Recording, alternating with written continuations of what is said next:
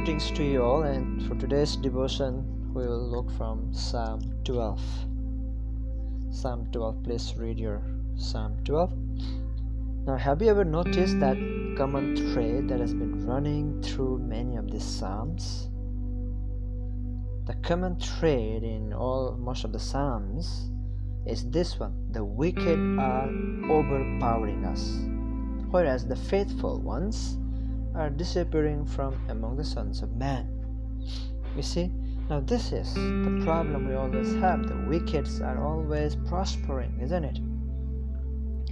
Psalms like this one, Psalm 12, shows the contrast in spiritual life within Israel. So many are turned away from obedience to the Lord that it seemed to the righteous that the godly had disappeared altogether. The other contrast in the psalm is between the lying words of the ungodly and the sure words of the Lord. Psalm 12 is a call to God's people to turn from the flattering lips, the proud tongue, and the oppression of the poor around us. God's response to this wickedness is in verse 5. We see, "Now I will arise, I will place him in the safety for which he longs." The opening word is a cry of desperation. The shout is never finished. It is like a drowning person calling out for help. When a person is drowning in a swimming pool or in a river, he keeps crying for help, help, help, help. So that's the scene we have here in Psalm 12. The cry is going on and on. The urgency of the request concerns the apparent disappearance of the faithful from the land.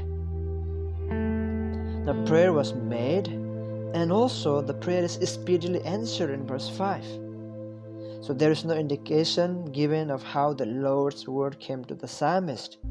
It could have been by the ministry of a priest, just as Eli ministered God's word to Hannah in 1 Samuel 1:17. You know the story. Hannah was praying, and then Eli came and said, "Okay, your prayers are answered." The answer is more direct than English translations are able to convey here in Psalm 12. You see, the cry for help in verse 1 is followed now by an assurance that the Lord is going to bring salvation to them for him. God hears the cry of the weak and needy and rises to help. God is the deliverer of the oppressed one. The message from the Lord has brought reassurance to the psalmist. Look at verse 7. Protection will be provided from this generation forever. Now the psalm returns its conclusion to these opening ideas.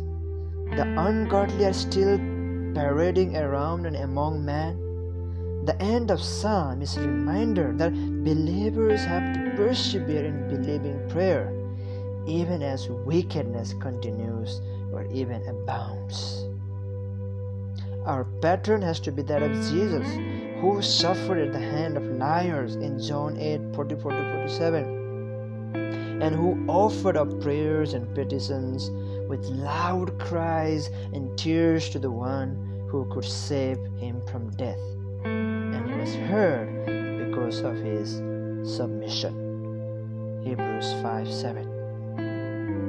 Let us instead look to the Lord, because we know and believe that the words of the Lord are pure words, like silver tried in a furnace of earth, purified 7 times.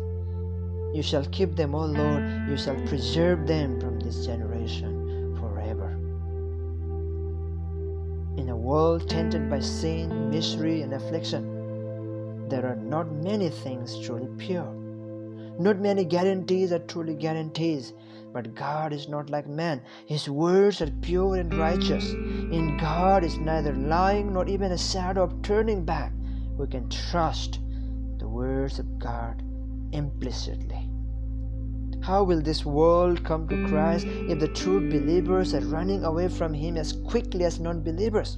We must remember that we have a God-given purpose to fulfill during these few short years we are on this earth. Therefore, let us then not be pulled into the tangled web of sin and misery that exists for most people in the world today. Let us instead bring forth God's word and message of salvation to a world badly in need of Christ's forgiveness. Pray that God will help you today to see the true world